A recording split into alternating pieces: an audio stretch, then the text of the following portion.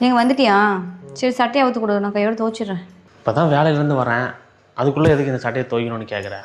பசங்க ட்ரெஸ்லாம் கொஞ்சம் ஊற வச்சுருக்கேன், இப்போ துவைக்க போகிறேன். கொடுத்தீங்கன்னா கையோட துவைச்சிருவேன். அப்புறம் இன்னும் 2-3 நாள் கழிச்சு தான் துவைப்பேன். அப்போ தான் உன் ட்ரெஸ்ஸு துவைக்க முடியும். அதுக்கு தான் கையோடய கொடுத்து தான் துவைச்சிருவேன். கொடு. இது பரவாயில்ல, லேட்டாக துவைச்சா கூட ஒன்றும் பிரச்சனை இல்லை, விடு. இப்போ இப்படி தான் சொல்லுவேன். நாளைக்கே இல்லை நாளானிக்கே வந்து உடனே எனக்கு அந்த ட்ரெஸ் தான் வேணும், எனக்கு ரொம்ப பிடிச்ச ட்ரெஸ்ஸு, நான் அதை தான் போட்டுன்னு போவேன், ஏன்ட்ட வந்து கற்றுவேன். இல்லை நான் ஒன்றும் வந்துட்டு கேட்க மாட்டேன் அது மாதிரிலாம். இப்போ கொடுக்க போறியா இல்லையா? சரி இரு கொடுக்குறேன். கொடு. இது கொடுக்கறதுக்காக இவ்வளோ இது. அப்பா ஏம்மா துணி. ஓ எப்பா கையெல்லாம் வலிக்குது. துவைச்சிட்டியா? தோச்சு கையே வலிக்குது. சரி 1000 ரூபா கொடு.